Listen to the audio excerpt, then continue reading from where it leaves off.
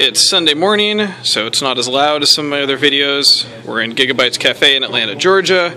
We've got the monorail kit, we've got the orbital defense laser kit, so I'm excited to go put those together this week.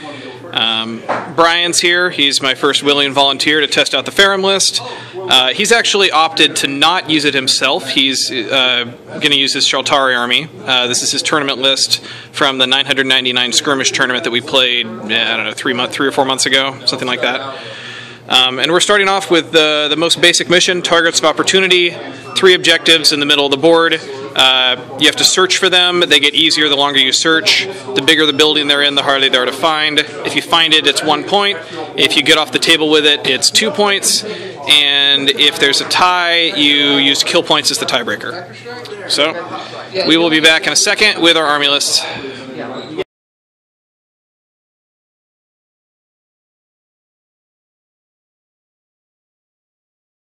Here is the Ferrum Spam list, and just as a reminder, I'm testing out the Ferrum at 180 points and with no focus fire against aircraft.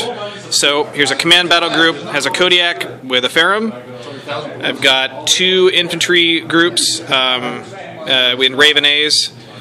I've got 3 sabers and a Condor with missiles and a Ferrum, and another battle group with a Ferrum, because you can do that at the skirmish level. I think is 995 points. I have a level 2 commander inside the Kodiak. Shaltari list. This is one I used in our recent tournament, but that was very successful. The armor group is basically the 6 Tomahawks and the Dream Snare. Then I've got a command group of the Coyote with a command value 3 commander. Gate group, 3 Spirits. And then a separate War Fist of Kukris, and then 3 squads of infantry. Yeah, I'm worried about the Ferrums because he's bringing so many of them, but I didn't tailor build a list to the Ferrum Spam. This is just to see what it can and can't do. This is my 80% list. That is, it's supposed to work in about 86% of the situations where we're grabbing objectives. Do you have another gate in there? Like, because you need a way to get your tanks on. I think there's a Gaia or something. No. Are you just walking? Yeah. Okay.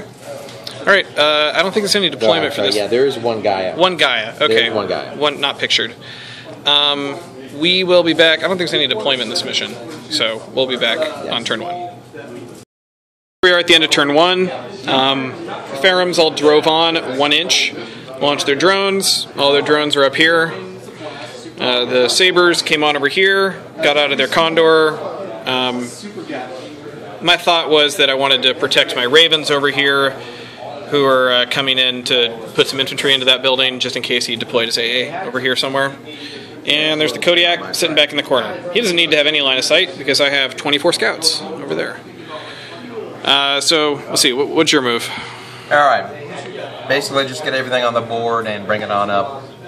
Armor group over here with the Dream Snare to help kind of protect them. Move the Spirits on up and go for the objectives in the buildings. Just have the Kukris drive on, have the commander walk on. Yeah, he's got all these scout Ferrum drones and whatnot, and yeah, they look scary and whatnot, but if I get the objectives, it doesn't matter. Right. So, yeah, I think there's kind of 2 philosophies here. You can either be really cagey and try to protect your infantry gates or transports from the drones, or you can try to run them straight in and get the infantry into the buildings before the drones can hurt them. So, he's gone for that second option. He's going all in, trying to get into the buildings as fast as possible.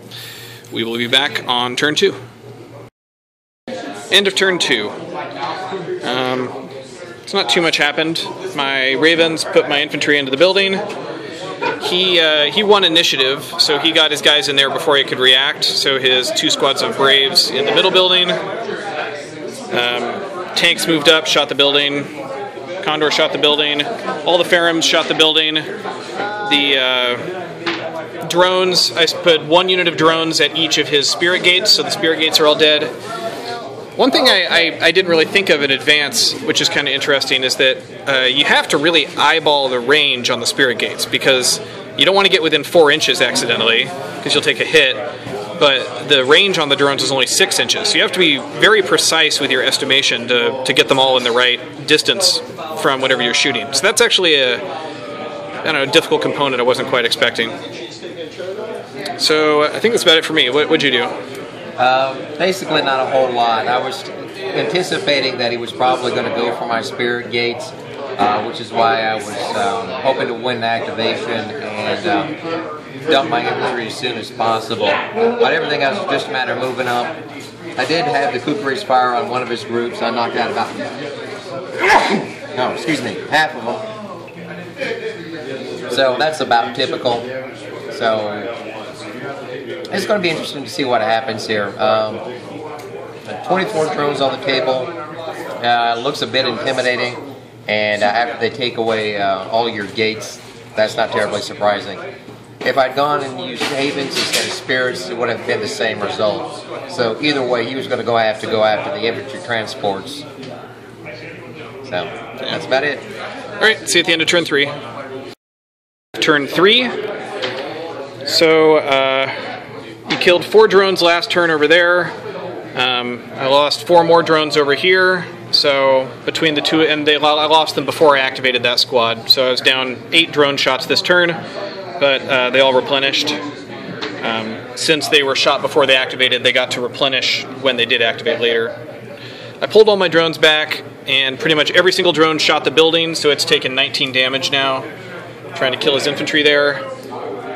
My guys didn't find the objective. Sabers shot the building. Ravens stayed there. Ferrums all shot the building with their point defense launchers. A couple of them drove around the corner a little bit.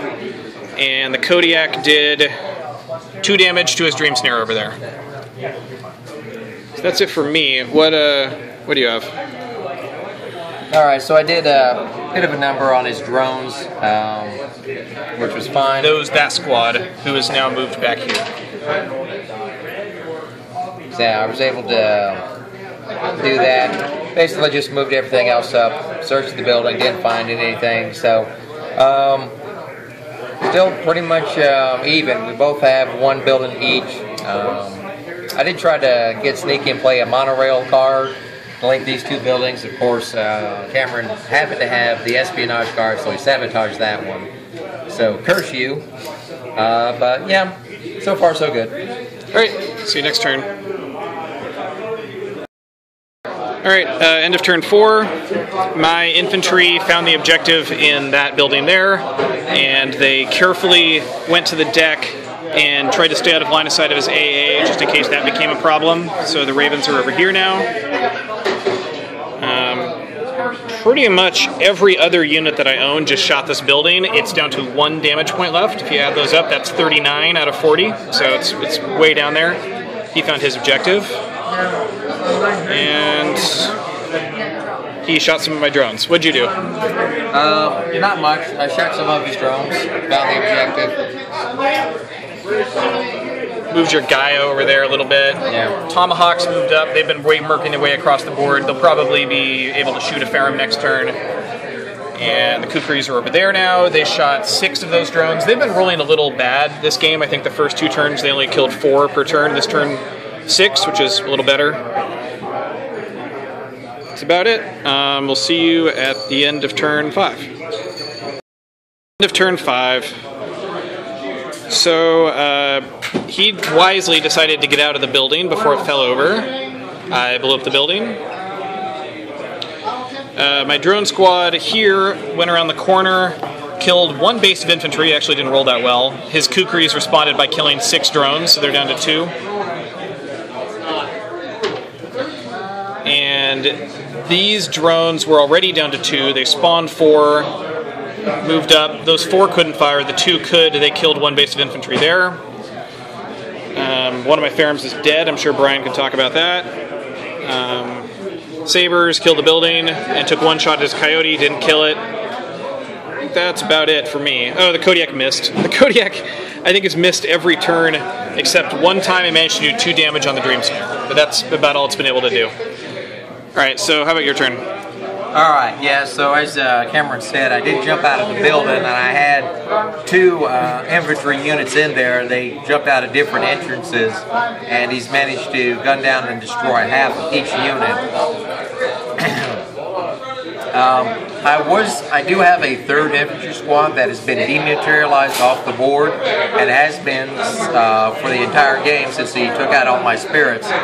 So I played yet another command card, and Cameron managed for the 2nd time to espionage it. The first time he espionaged the monorail, I was going to connect between this building and this one, and then the 2nd espionage I was playing on a scout gate drone to bring my dematerialized squad into this building, and he managed to hack that one as well. So yeah, with his command unit there, it was just barely in command range for him to be able to play that on the building. And the result of that would have been, you would have gotten to roll next turn or this turn? I would have this turn, which this is now. So you can roll the same turn you played the scout gate? Well, they can dematerialize, so that would move them into the building on turn 5, and then next turn they'd get to search? They'd be able to search. So you would have had a 5-up to find that 2nd objective on the last turn. Right. So yeah, it could have made a difference for sure. Yeah. But yeah, I've been lucky to draw 2 espionages, so that was nice. I don't know what I would have done without that. All right, anything else? No, there's no real point in continuing the game. I mean, you've won the game because you've got one objective off the board. There's no way I could get these 2 my Ravens were here. They flew off. I can't even tie the game up. Just want to call it then? Yeah, might as well. I mean, we can go ahead and play it out to see what would happen, but basically the next turn I'm going to destroy 1 more Ferrum. Yep. This will resolve a bit. We'll see what happens to the objective at the end of the turn. But do you want to play it out, or do you want to? Can, All right, we'll play it out. We'll be back in a sec. The game. Not too much happened this turn. The Tomahawks came around the corner, did 4 damage to the Ferrum that was sitting there. His commander actually was able to just barely get in range and finish off the Ferrum over there. So all those drones are gone. The Ferrum here spawned 4 more drones. They went over here, spotted for the Dream Snare, so the Kodiak could hit it, but the Dream Snare made its passive save. Sabers killed 2 Kukris, and then the remaining 2 drones over here killed the last Kukri, which was pretty good. And despite all the fact that the Kukris were dead, the commander was still in range to come get the objective, so we still got the 1 victory point for that. And what was the card you played? I played Escape Gate Drone, which basically just allows a materialized squad to dematerialize. It leaves the objective behind, but it gets the infantry off the board. So yeah, that's why that infantry base is now missing. It's because of that. So that's it, 2-1. So I don't know, what do you think about the Ferrum list? Like, what would you have done differently? Yeah, there are a couple of things that I can think of to counter this. One would have been to have driven much more aggressively with the Tomahawks. The first turn that I deployed them, or the first turn that I had the chance to move them, I kept them within range of the Dream Snare because I thought that protective bubble would help, but you didn't wind up shooting at them, so it became a moot point. So I would have basically had a chance to take out one of the Ferrums 1 turn earlier. The other alternative was, of course, to have taken more AA. More AA is never a bad thing because you can always use it against buildings because the buildings are only armor 6 typically. So you can certainly use that to bring buildings down. And of course, you can take ladder vehicles and infantry out in the open. Not that there's obviously a lot of infantry out in the open. Once he took my spirits out, that definitely was going to put a hamper in my game. So the question was going to become, was I going to be able to get the final objective in the other building? And I played 2 different command cards that would have got me into this building, and both times Cameron managed to have exactly the card he needed, an espionage card, to counter that. Obviously can't rely on luck, but damn, son. I mean, that's a pretty lucky draw to have 2 espionage cards to counter my only 2. Yeah, especially with a level 2 commander, so I've only got a hand size of 2 anyway. Exactly. So, speaking of commanders, being able to get the double tap or back-to-back initiative helped me a couple of times. So that just convinces me of the value of a commander, not because of the command cards, but because you can win initiative and get that back-to-back activation, which is important when you've got units that are high priority targets for your opponent.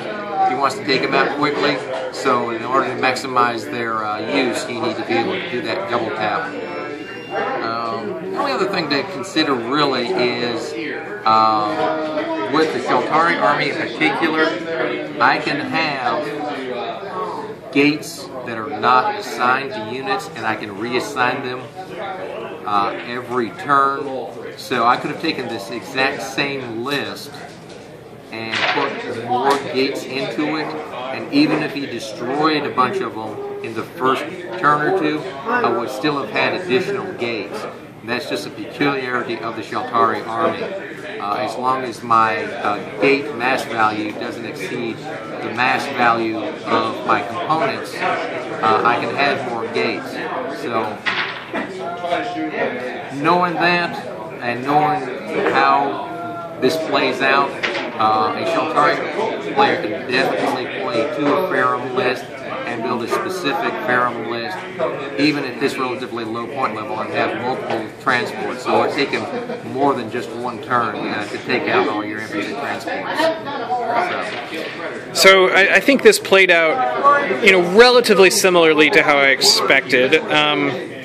The 2 things that I didn't think of before the game, one was what I touched on earlier, that it's actually kind of tough to judge distance with the drones against Shaltari gates, because like I mentioned, you can't get within 4 because they'll get shots on you, but your range is only 6, so you have to very carefully judge how close you place the drones to the gates in order to kill them. And then the second thing, obviously, was this is kind of dumb having 2 Ferrums get killed over here. So if I had played this again, rather than bunch those 2 Ferrums up, what I probably would have done is gone 1 Ferrum here, and then had to slowly drive forward to the side of the building, 1 Ferrum here, drive forward, and then 1 Ferrum in the corner over here, drive forward. So that way, if he gets his tomahawks into my backfield, he still has to drive them around, and he can't just sit there killing a Ferrum per turn, which is what he did towards the end of this game. But, I mean, really, the main things that affected the game were me killing his spirit gates and the cards. That's pretty much it. I mean, in terms of the objectives, that's what the game came down to. Yeah. The only thing I would add is that even with the charged atmosphere of the spirits and of the gates in general, it's only 1 shot, so at worst, you're only going to lose 1 drone. And when you've got 8, who cares? Is it 1 shot per aircraft that comes into range, or is it 1 shot per turn? That's a good question. I always assumed it was just 1 shot. Hang on, let's check it. So our best reading of this is that it's only 1 shot per gate per turn. So against the drones, it's not that amazing, especially since it's reaction fire, so it's only hitting on 5 up. So even if you do park a drone too close to a gate, it's not that bad. You might maybe lose 1 drone, but still, you want to do your best to try to keep them out of range of that. Yeah. The ruling is it can only be fired against aircraft in the air. So does that mean that's all the aircraft that enters that area or not? It still says shot 1, so I assume it's 1 shot. I don't know. That's our interpretation as well, but we'll go ahead and ask that up and see what the deal is. But even so, it's a reaction shot. The odds of actually hitting anything are pretty low to begin with, so it's a hazard well worth taking when you've got 8 drones and you can replenish them. Yeah. Alright, so that's about it. Any other thoughts? No, that's about it. Alright, this is just 1 game at skirmish level with 1 specific mission, so obviously this doesn't prove anything definitively, and my plan is to test this list out more and put some more battle reports up. So, we'll see how it goes. Thanks for watching.